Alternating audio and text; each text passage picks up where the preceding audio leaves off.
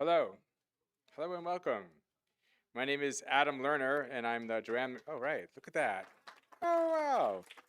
You guys are so nice. This is not about me. It's about you. No, it's about Barbara. But I'm thrilled. I'm thrilled that you're here. Um, and one thing we like to say here is that it's not just Black History Month in the Palm Springs Art Museum, but we like to celebrate Black history throughout the year. And we are grateful that the Palm Springs Black History Committee has agreed to co-sponsor this event. And it is my pleasure to introduce to you Barbara Gothard. She was one of the first people I met when I was interviewing at the museum, and I was impressed with her then and remain impressed with her ever since I met her. She has a wide range of art practice. She produces an extensive body of symbolically autobiographical works very often that have been exhibited nationally and internationally. And her work includes or evolves out of her art education, as well as has been influenced by traditional leaders in the past. Her work has been influenced by Bosch, by O'Keeffe, by Klimt, by Magritte. I am particularly excited about her most recent body of work, which she will be talking about today, called Contradictions, Bringing the Past Forward, which explores the plight of early 20th century African American homesteaders in the Mojave Desert. And this series focuses on the homesteaders' stories and the contradictions of her own desert lived experience. And BoxoPROJECTS awarded Gothard an artist residency in October of 2021 in Joshua Tree. And during this residency, she developed the artworks that were part of this exhibition, Contradictions. I forgot to ask you, Barbara, whether the exhibition is still up at the San Bernadino Museum. And I was fortunate to be able to see this exhibition just a few weeks ago, and this exhibition is up now at the San Bernardino Museum, or it's probably called something like slightly different from that, but Barbara will tell you that. And then just to let you know about what a fascinating person she is beyond her art, her prior positions included being a senior strategist for Hill and Knowlton. She specialized in global corporate social responsibility and sustainable development. She worked as a lecturer at the Anderson School of Management at UCLA, and, as well as like a very impressive corporate experience, corporate resume. Overall, she has extensive experience in education, in art, and in business. She brings together a very, very wide range of this experience tonight in this talk. And I just will mention that her education CV is equally as impressive.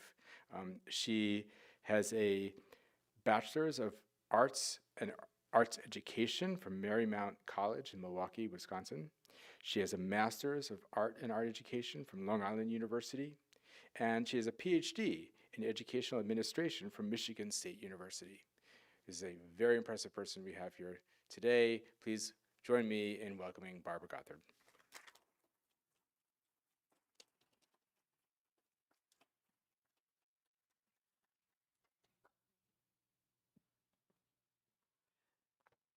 Adam, thank you so much for that kind introduction. I have a feeling that there are some of my friends in the audience who even learned a little bit more about me than they might have known in the past. And I also want to thank you for inviting me to be here tonight. I'm really, really pleased to share my project, Contradictions, Bringing the Past Forward, with you. And because it's a very important topic that needs to be brought to everyone's attention in my mind. It's my visual interpretation of the stories of African American homesteaders who settled in the far eastern Mojave Desert. And it's really consistent with all of my artwork, much of which is about contradictions. And the title of this exhibit emanates from my own existence as a contradiction. I'm a contradiction. I'm a woman of color living in the desert. My artwork is about contradictions, the real versus the surreal. And these homesteaders' lives, as you'll see, were about contradictions. So you may be wondering, as many people have asked me, why was I, a visual artist, motivated to develop this project? And the simple answer is that the more I learned about these African American homesteaders, the more I was compelled to do something about sharing their stories. But I am an artist. I'm not a historian. I'm not technically a researcher. I know how to do it, but I'm technically not a researcher. So the only way that I knew how to do it was to do it visually. I was also struck by the idea what it must have taken for all of these people to move mostly from the southeastern part of the US to California in a totally new and unfamiliar environment and do it in 1910, and that they were African Americans. And the things that kept running through my mind were their hope for a new future in an environment where they could change their own destiny. And because this was a post-Civil War era in which they moved, and what kind of resilience it must have taken for them to survive, and the promise of opportunities to live free and self-supporting, and to be with the person they loved, regardless of racial identification. The desire to build a community, and in some cases, continue the interconnectedness that they had already established. And lastly, the grace to handle the challenges and the disappointments. And as I found myself reflecting on the similarities and differences of my own ancestors who lived in that era, I felt strongly that I wanted to share these homesteaders' stories, because I think it's important for all of us, and especially for our young people, to learn more about this untold history. So in determining how I could share these stories as an artist, I felt, as I said a minute ago, the best way was through visual interpretations. And you must be wondering, well, what got me started on this journey? And my answer is a one-word answer: serendipity. In late 2019, while searching for information about African American artists in the desert, I read an article in the Inland Daily Bulletin by Joe Blackstock. But what struck me the most about the article, in addition to knowing for the first time learning that there were African American homesteaders, but what struck me the most was this ad on lots of different levels. In the reference to colored men, colored was the term that was used in that era to identify those of us who were non-white. And the fact that it was a mining company, of all things, that was inviting them to homestead.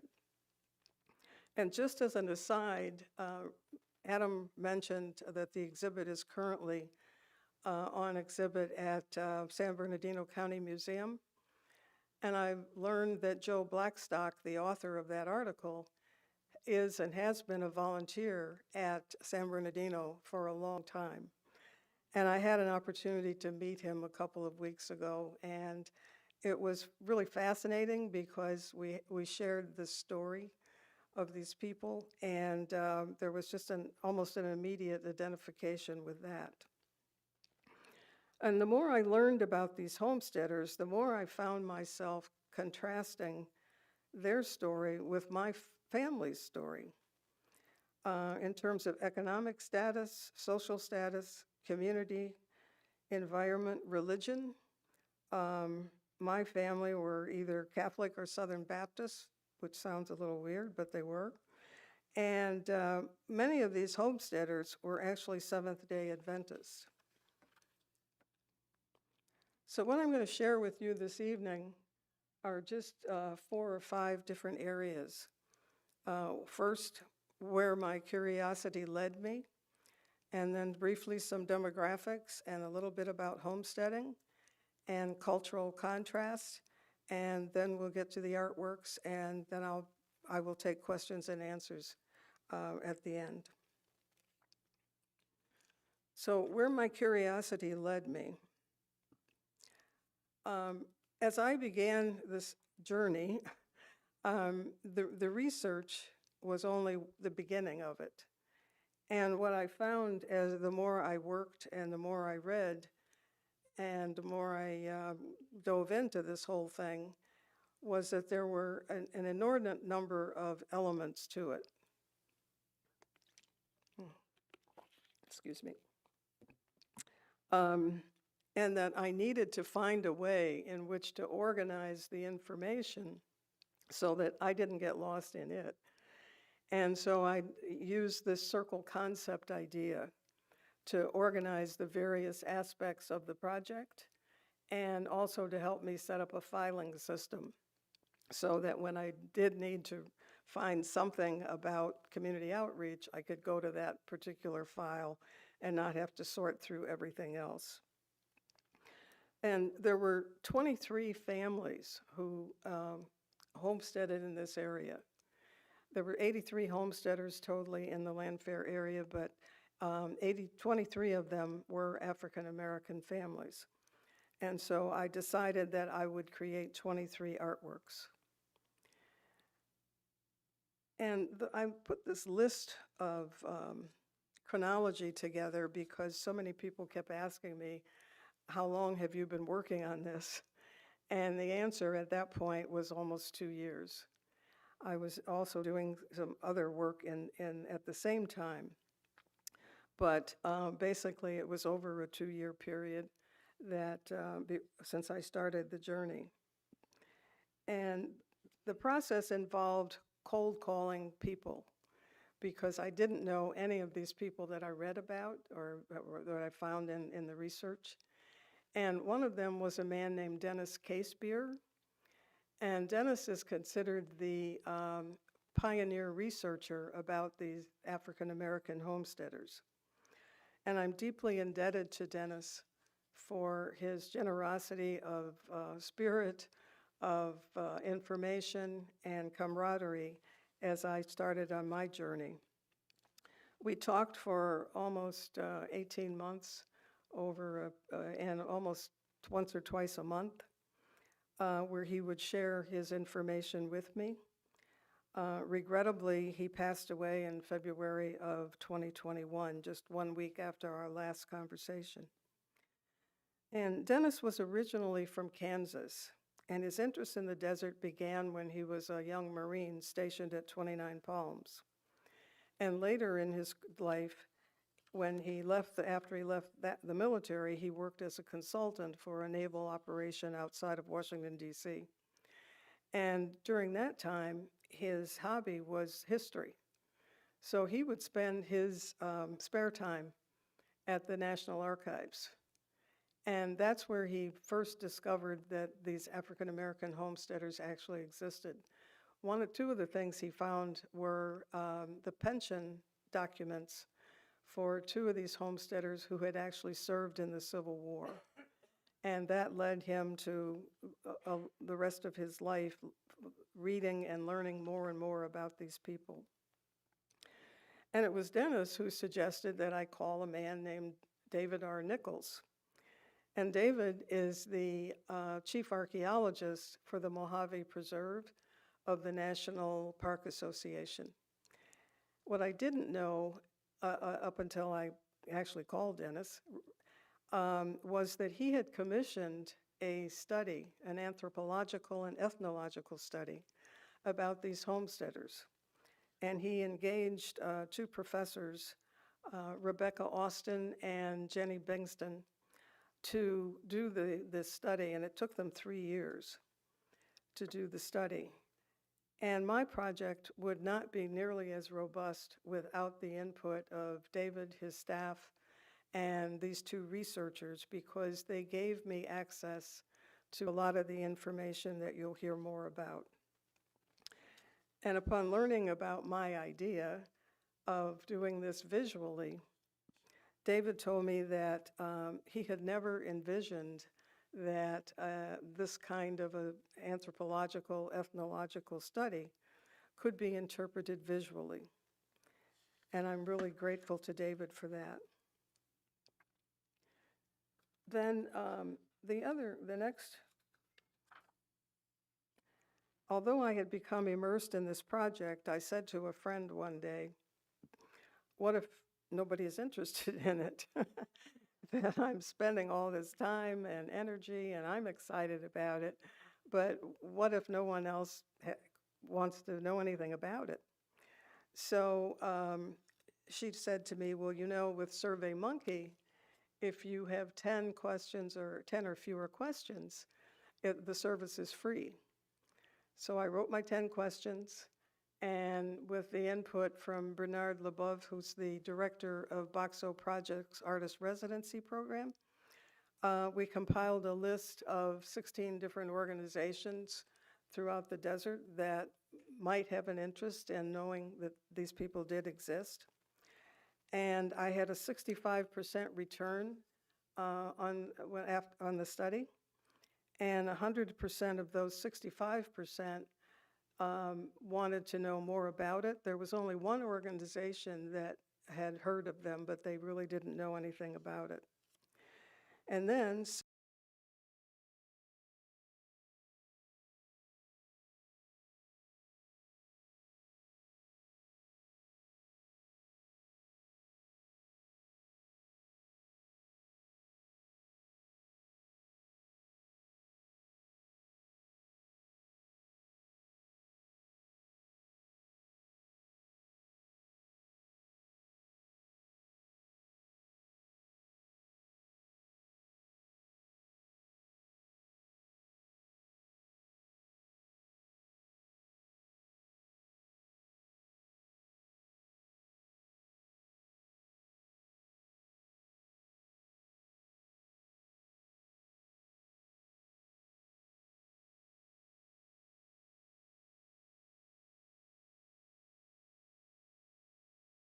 there were only 24 African American students who were enrolled in school according to the census.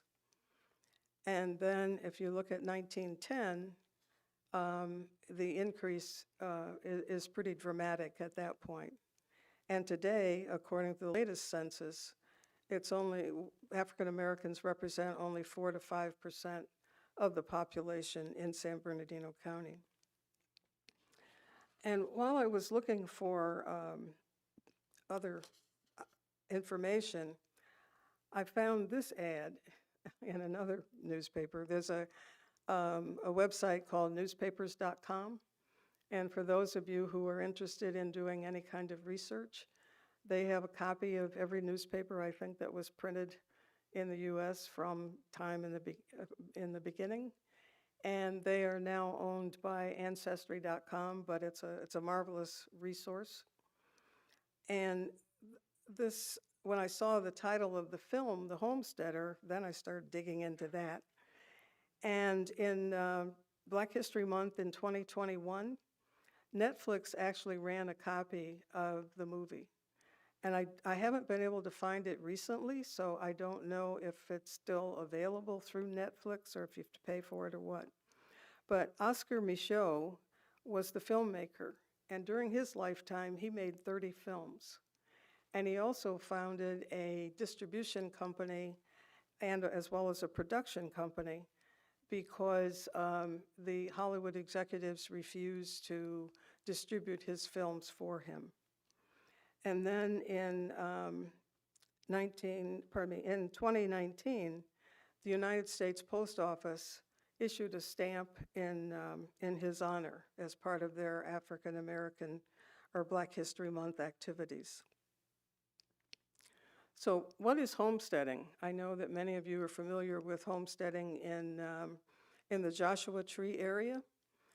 But this Homestead Act was actually passed in May 20th of 1862.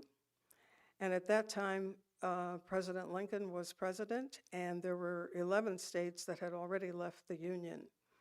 And the cost of land at that point was $1.25.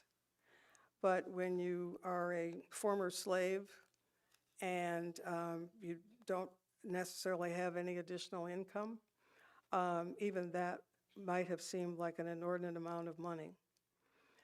As a homesteader, you could own up to 160 acres, and that was guaranteed for 5 years by the 14th Amendment.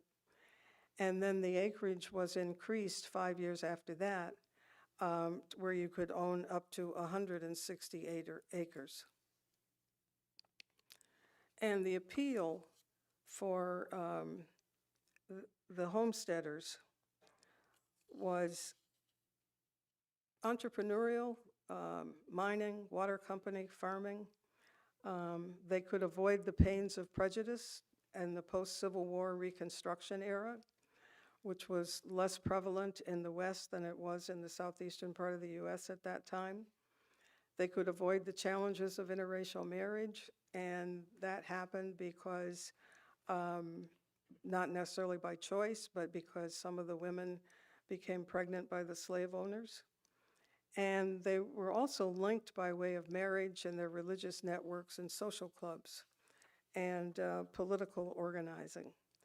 And what I found really fascinating was almost all of them were registered to vote. And that I didn't anticipate finding.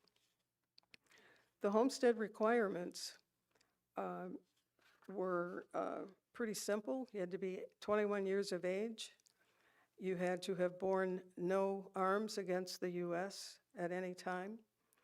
There was a filing fee of $35, and proving up in that era meant that you had to certify that you were who you were, said you were, because, and you had to do it in person, which meant that they couldn't, they had to be in California in order to complete their certifications. And many of these people were not literate. So they either would take a neighbor or a relative who was literate with them. And one of the things we have in the exhibit in San Bernardino are copies of, I think it's 5, of the original final application forms. And if you have the time and you're inclined to read them, they're really fascinating because some of them have handwritten notes, as part of their application. But you can see where some of them had to sign with an X, and then their witness would sign. And they had to agree that in year 1, they would plant 10 acres of crops. In year 2, 20 acres, and then 40 acres after that. The one restriction that I found really startling was that they were required by the government to be on site 7 months each year for 3 years. And not only did they have to stay on the property for at least 7 months, if they left the property, they had to send to the government office a statement as to why they were going to be gone, how long they were going to be gone, and what the purpose of the trip was, and when they returned.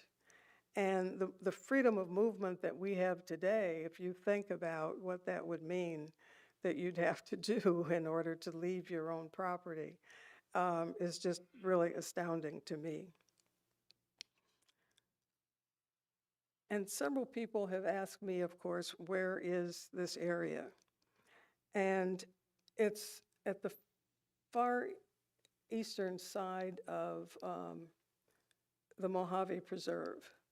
This is the California-Nevada line, and this is Landfair, Dunbar, the area in which where they homesteaded. And for those of you who know the area,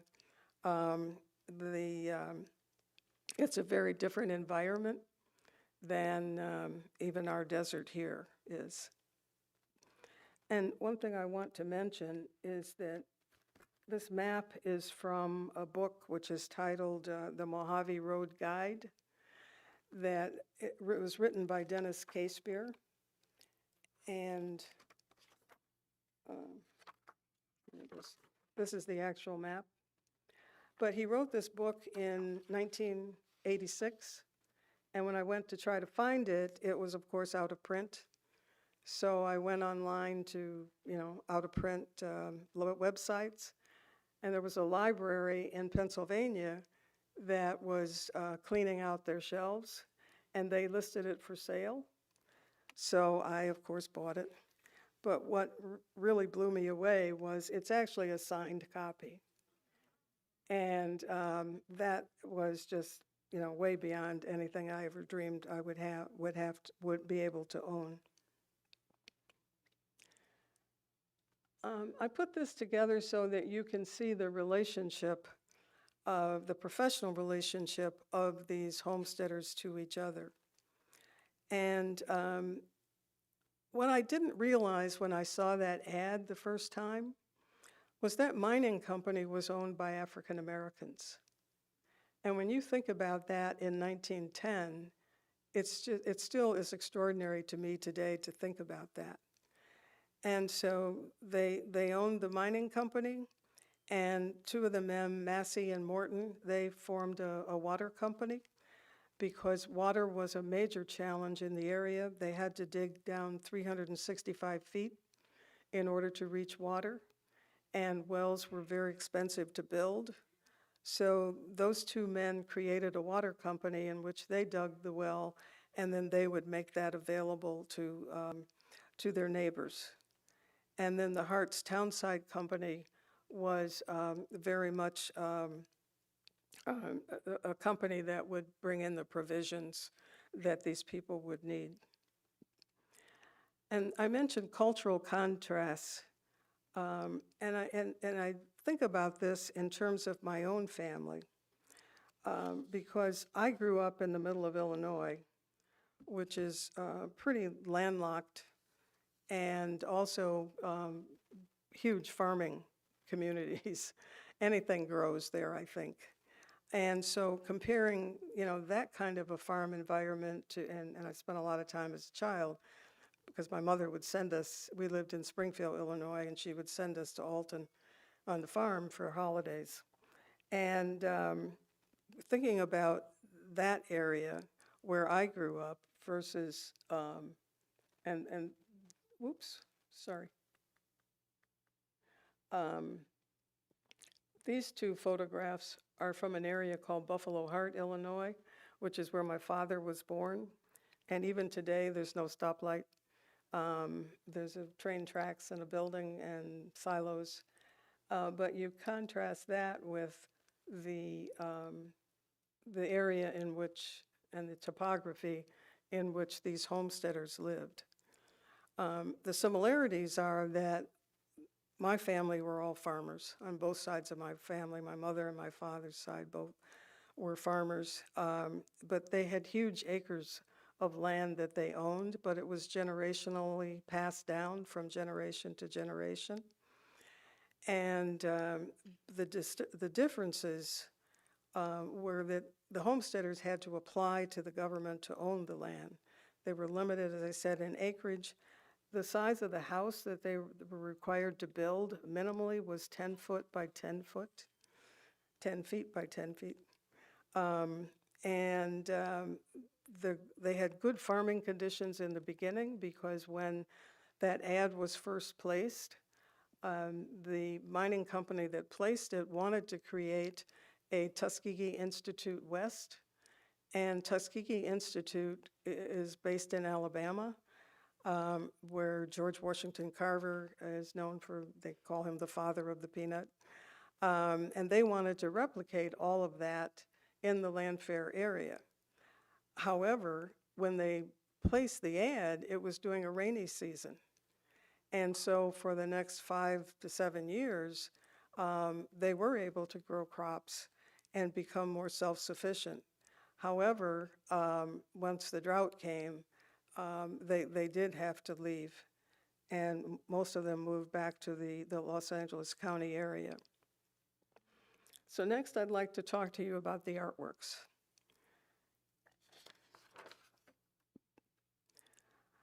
The conceptual elements of this project were probably the most challenging for me because I knew I had to marry the stories from the past with a contemporary art form. And when I started this project, I was working on a series of commissions. It was during COVID. And I was working on a series of commissions, 4 by 5 feet paintings. And I'm not a figurative painter. If you go to my website, you'll see that pretty much immediately. I have done that in the past, but that is not what I do now. My style, one of my dearest friends described my style as if Georgia O'Keeffe married Dolly. And they're kind of mystical and they're focused on the subconscious, but they're also about hope.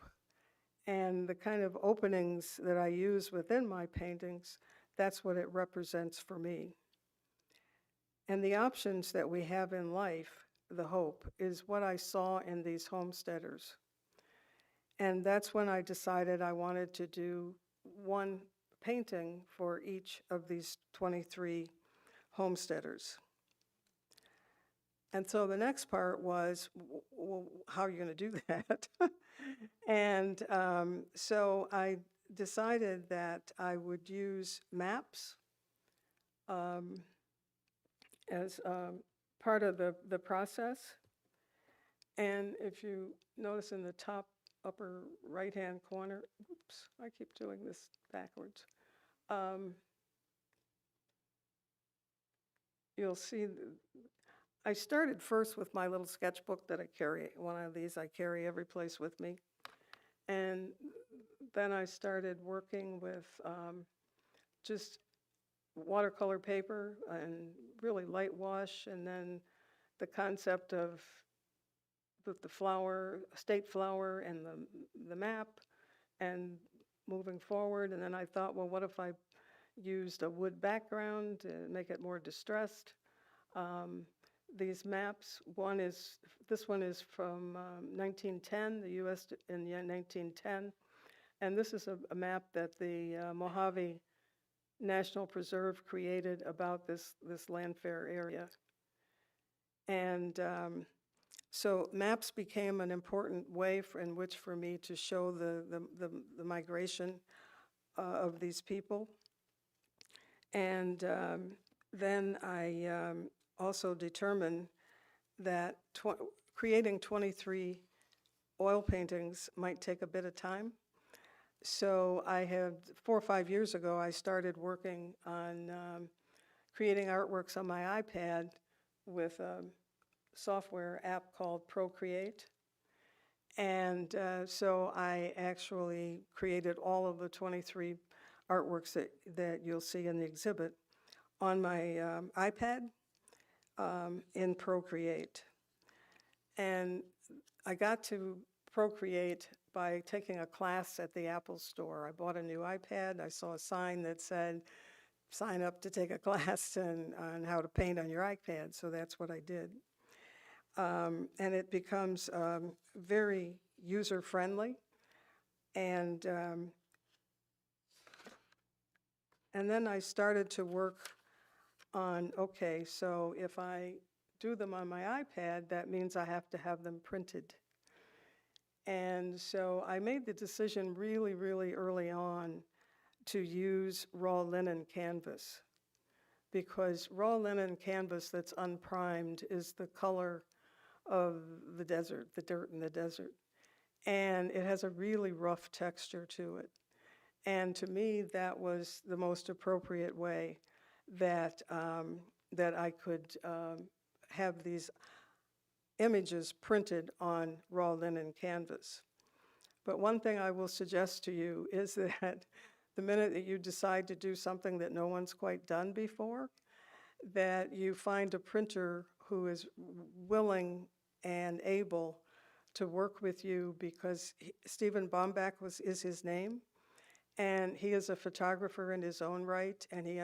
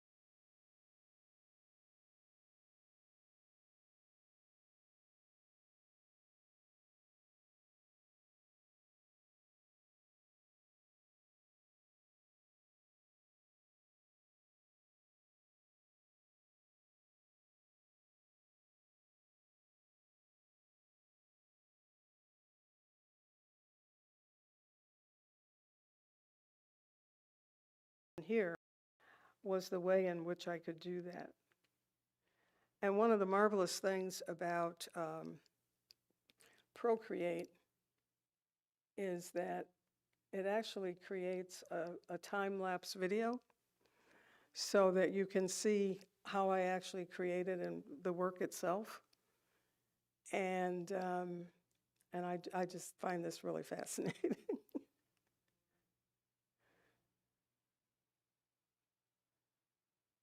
Of course, it's speeded up a bit.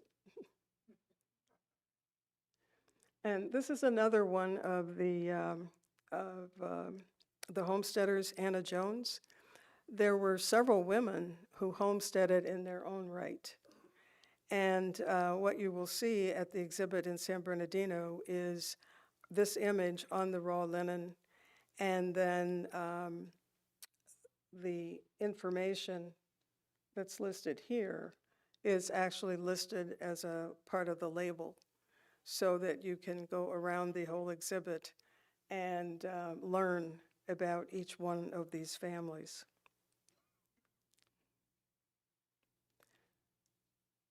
And this one is John Richard Moulton, and he was one of the founders of the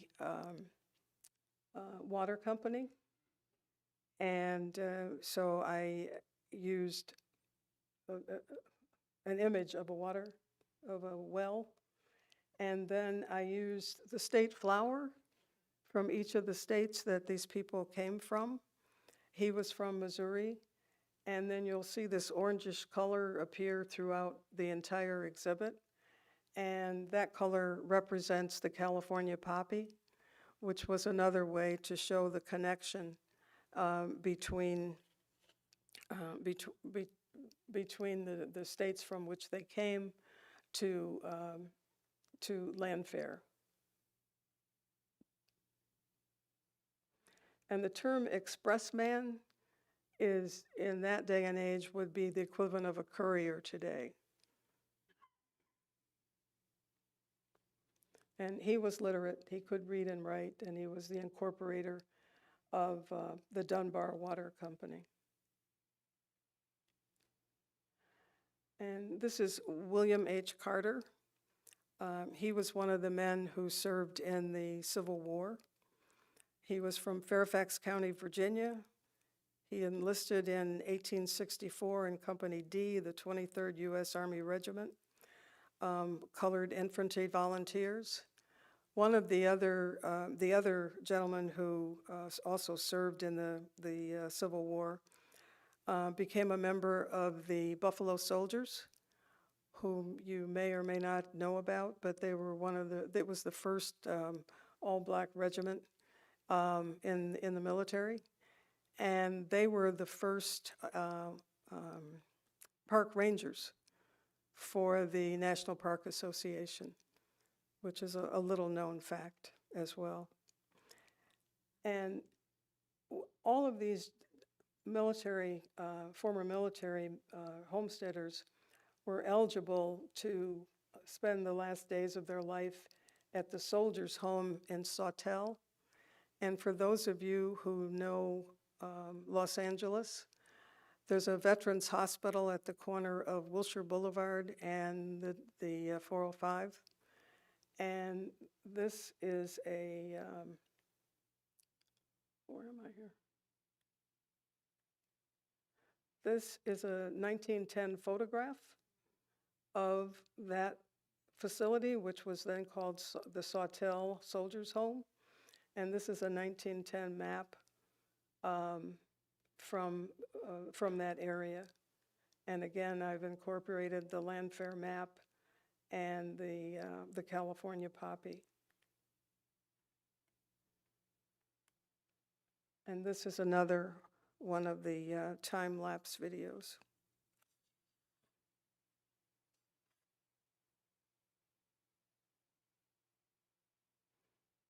And you can see how my mind works, which may or may not be a good thing, but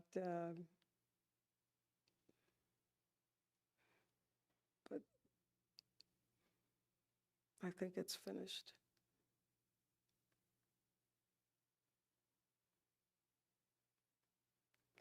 And these are photos of the exhibit in San Bernardino. This is the entry sign that's labeled that you'll see. And then on the back of that is our other information. And then on this television screen is actually a loop of all the time-lapse videos for each of the 23 artworks. And you see that again here. And then these are the panels that have been printed. And this is one section, and this is another section of the thing, of the gallery. And the gallery is about 2,000 square feet, so you can get a sense of the size of it. And I was determined, Melissa might smile when I say that, to be sure that I was able to replicate that map on the floor. And you'll notice that the red tracks of boxes here seem to be kind of clustered, and that's known as an intentional community in that era, because several of these families were related, either sons, brothers, other family members, and they chose to live near each other. And so there were a total, as I said, of 83 homesteaders altogether, but only 23 of them were African American.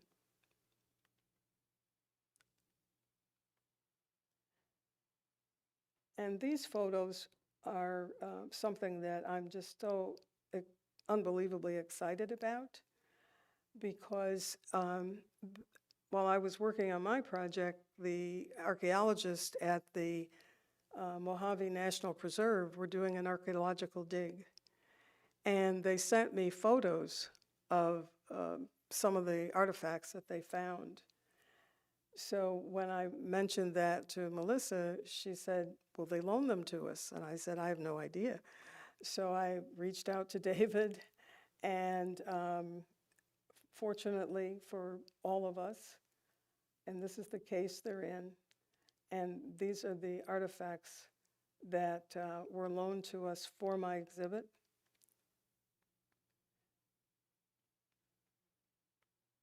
And this is a fork, and you can see the old wooden handle on it. This was a brooch that they found in the living area of one of the women. This was a hook of some sort. This was they called it a plunger, but I think it was probably like for a perfume bottle where you have a stopper. I think that's what it was. And this was the lid of a can in which the homesteaders kept their cooking oils. And what's fascinating about this, it was for cottonelle, which is a vegetable cooking oil. But they actually separated the vegetable oil from the animal fat oils, and which was common in the Seventh-day Adventist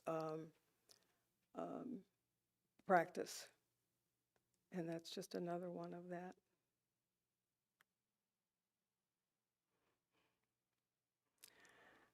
Then I was incredibly fortunate that James Harries and Doug Morgenthaler, who are on the staff at Esri, which is I guess one of the largest mapping companies in the world. It's based in Redlands. And these two gentlemen volunteered their time to create a story map about the project. And this is the website down here. And if anybody wants the link, I'll be glad to send it to them. But it also has, at the museum, there is a QR code that you can just download onto your phone. I didn't know how to get that onto the screen, so, but I'll be happy to share that as well. And here you can see how and the map is interactive, so it's moving as you're reading about the families. And then there's an image of each of the panels that goes along with the way in which they traversed from one place to the other. And then he created an entire section of just all the images by themselves. So I know you may not be able to see this from a distance, but just to give you an idea of size, this was one of the artist's proofs. Oops. This was one of the artist's proofs, which has not been mounted with the wood or the silk braid yet. But just to give you an idea of the size of each of the panels and what they look like. And you're welcome to come and look at this afterwards.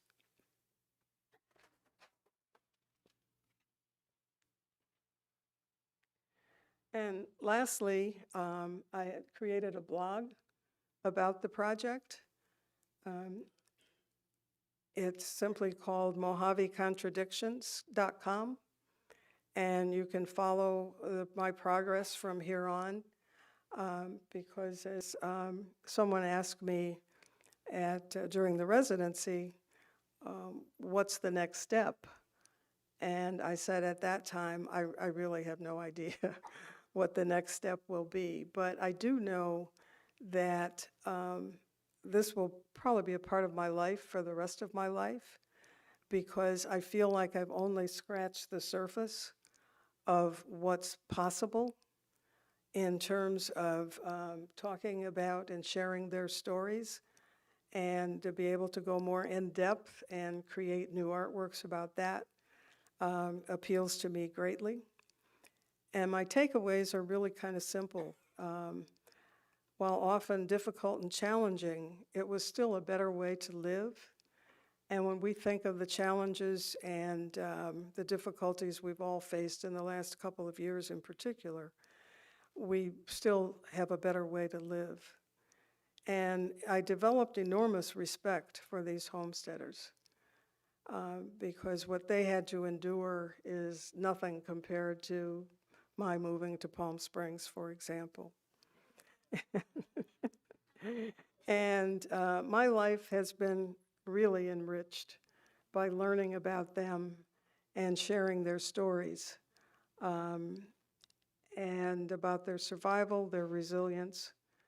And it'll always, I think, inspire me, and I hope inspire not only you, but a lot of younger people to start learning and telling their stories as well. And I encourage everyone to learn more about their stories. And lastly, none of us live on an island. And so therefore, I want to thank all of the people who worked with me, made this possible. And this is a list of all of them. And in addition, with Bernard and BoxoPROJECTS, we were successful in receiving a grant from the California Humanities as well as the California Arts Council for this project. And then really lastly, several people over the course of presentations that I've been making about this since November have asked me about sources and resources. So I've compiled a list, and this is only one page of 5, that I would be happy to share with anyone, because my philosophy is that we're all in this together, and that the more information I can share with people, the more of these stories will get out. And with that, I will be happy to take questions and answers.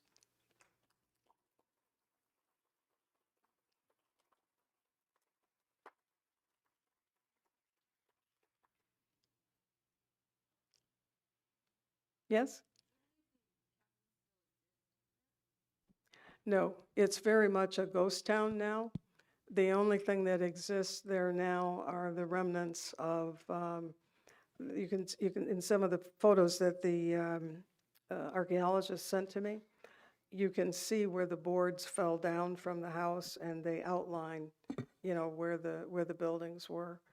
But no, and it's really a desolate area. For those of you who've been in that area, you know what I mean. Yeah. Yes. I have a microphone over here, so if you could raise your hand so the guests at home can hear us Oh. while live stream. Oh, I should have repeated your question, I'm sorry. Generally, when and why did they leave? Most of them left before 1910 because that's when this ad was placed, and they were already living in the California area. Many of them lived in the Whittier area, and many of them lived in the agricultural communities because some were former slaves, and that's really the only occupation they knew. But they left because living during Reconstruction wasn't, in the early days of Reconstruction, was not very much different than it was before the Civil War. And they chose to leave to live in a freer environment, which the West represented to them. Sure. The last ones, as I understand it, left well, most of them left around 1910, 1907, 8, 9. By 1930 was kind of the last time that any of them had actually gone there to do anything.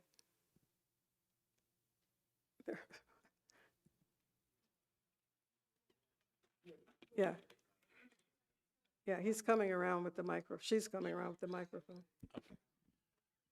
First of all, it was absolutely very informative and wonderful. I'd like to go back to the very first part. When you talk about this mining company, Yes. what motivated the two men and what were they mining for? And the other is with the issue of water. On some of the other homesteaders, the ones that are here in Riverside County, one of the other requirements was they had to spend X amount of dollars and they also had to dig a well on the property. What was the oversight for the homesteaders from that act going back to President Lincoln? The oversight for the homesteaders, as I understand it, was pretty minimal because during that era they didn't have communication capabilities that we have today.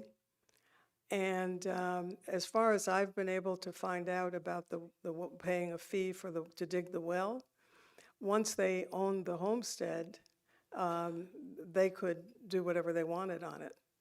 They weren't required to build a well per se. And your first question was about the mining company? Could you repeat it quickly? Oh, okay.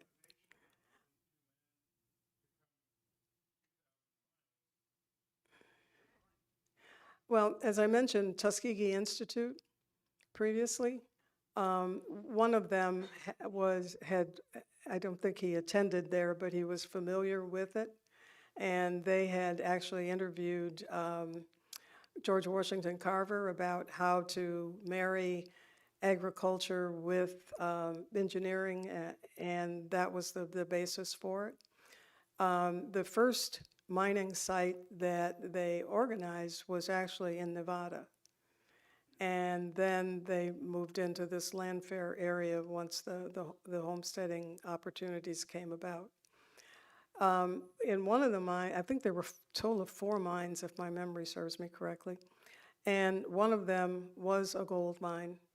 The others were one was copper and some other minerals that I don't remember correctly. She's working her way around. I'm at the back. We need the microphone here. Yeah. I want to commend you for keeping the importance and the legacy of these homesteaders alive. Thank you. It's history as well as art, cultural history too. My question has to do with what was your process for selecting themes or information from these homesteaders, what is known about them, to portray in your art? Because they were diverse homesteaders, each with their own story. How did you select information derived from these stories to portray in your art? Well, as I mentioned, the two women who conducted that study, that 3-year study, they had found a lot of this information, and they made the National Park Association through the Mojave National Preserve made that study available to me. And as I used that as a basis, I found on Facebook that one of the descendants, I believe in 2019, had tried to organize a reunion for descendants of these homesteaders. So that there was that Facebook page. There's another Facebook page that one of the other descendants has created. And on genealogy.com, there is a lot of information. I mean, once you know the names of the people, their last names in particular, there's a lot of information about each of these families and their heredity. And then obviously Ancestry.com is another source, newspapers.com. So, once it's fascinating to me because, I read that one article and then that's just like has tentacles. It just takes me off into all these different other resources that I never was aware of that existed. And of course, the National Archives, because these were government transactions. So there's a copy of every document that these people had to sign that's located in the National Archives website. So I hope that answers your question.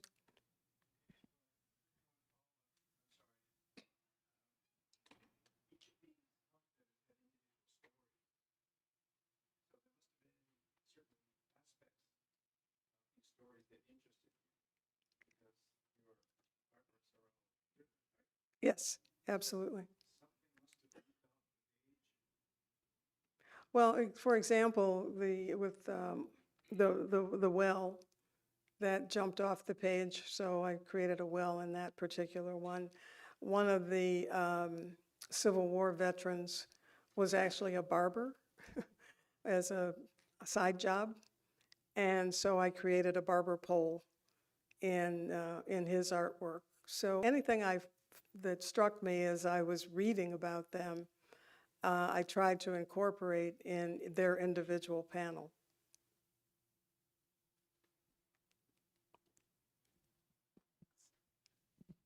Hi, thank you for your presentation tonight. I thought it was great. And I have 2 questions as well. The first one would be, I'm assuming that once they abandoned the land, that they no longer owned it and went back to the government? Or as in your family, when land was passed down, it was, passed down generationally. Mm-hmm. So would that be, was it different because it was a homestead type of arrangement? And then the second, actually, maybe I have 3 questions. When you laid out the map of the homes themselves, so I'm assuming the land was away from, like where was their land in relation to their home?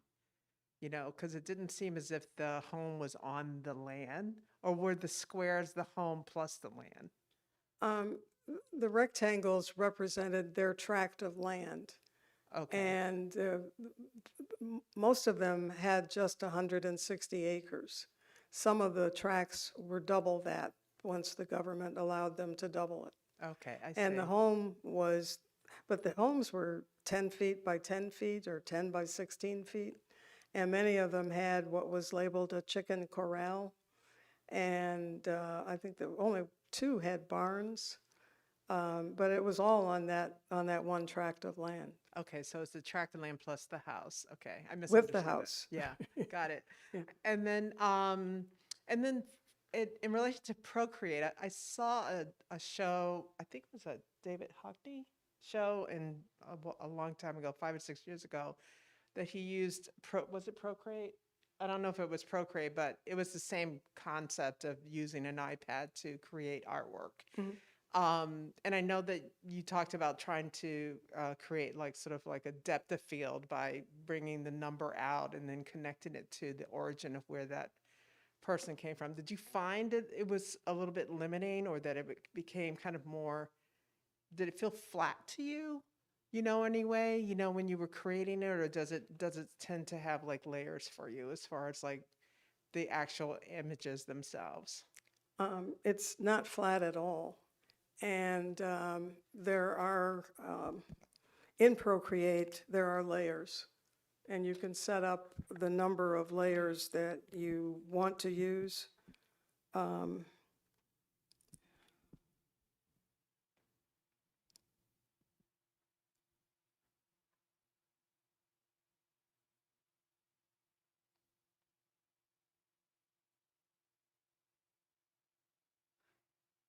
So this is actually my iPad. And with the pencil, you do whatever. But you can set up, as many layers well, the number of layers you use is dependent upon the size of the canvas you're using. And you can enlarge it so you can do more detail or not. Mhm. She's working her way over. I saw some hands over here, and then work your way across. Thank you for your talk. I was curious if any of the descendants were able to see your work and what they'd thought of it, if they had. To my knowledge, none of them have they may have seen it online, but I have not been in contact with them.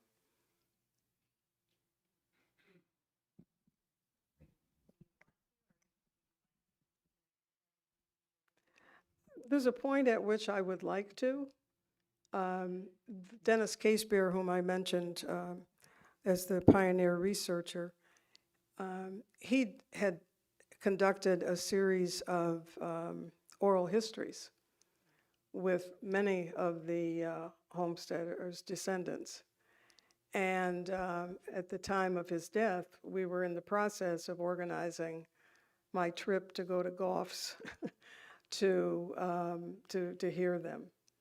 And so I haven't had that opportunity yet. Hi, Yes. thank you very much. It was really interesting. About the pieces themselves, like, first of all, I'm not familiar with your other artwork, and so my question's related to that. So it seems that you have both the kind of the maps and the photographs, which is one kind of image, sort of rational in a way, and then the painting part, which is the flowers and the shapes and the curves and all that, which is sort of like a painting. So I was wondering if doing this project changed the way you do art. Is this a sort of a different road for you as an artist? I don't know. Oh, it absolutely is a different road. Because I was working with actual facts, and in a lot of my other work, it's purely what's in my imagination and what's in my head. So from that standpoint, it's a very, very different process. In terms of the technical aspects of the process, are pretty much the same. I use the same skills. My knowledge of color relationships, depth perception, all of that, that has not changed. What I'm curious to see is what I do next above and beyond this project, and I don't know the answer to that right now. Okay. We had.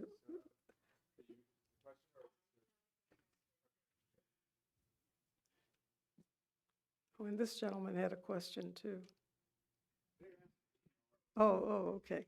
Okay. I saw your hand up, so. I'm wondering if you read in your studying about the community that they created within each other, the 23 homesteaders, if any community they created within each other. What I discovered is that there were 7 of the families that were related. And they tended to cluster around their tract of land tends to cluster around the patriarch's home site. But in terms of school, their children went to school with there were 83 homesteader families in total. And all the children went to they only had one-room schoolhouse. And all the children went to the same school. They all went to the same church. They socialized, with each other. And the only negative reference I found was with the cattle ranchers. Didn't like the farmers. And that was really the only negative that I've found so far. Yeah.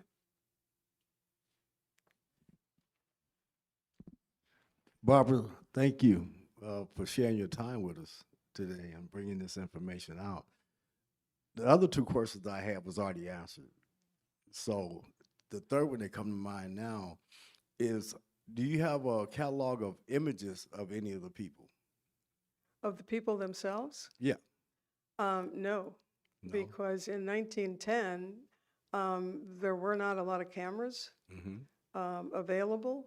And I've seen maybe 4 photographs from that era, and they are so dark that you really, it's almost, I can tell one man is plowing, but the rest of them are so dark, you really can't tell what's happening. And I just don't think they had the wherewithal to take photographs at that time. Okay. But I'm Thank you. still searching. If you find it, let Adam know. Okay. All right. Thank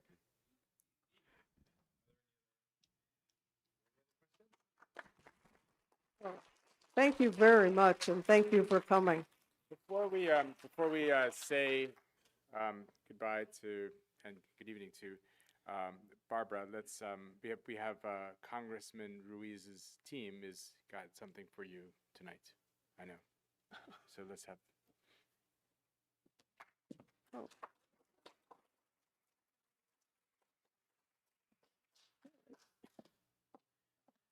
Barbara. I wanted to, on behalf of Congressman Ruiz and the Congressional District number 36 here in California, I wanted to present to you this certificate of congressional recognition. It says,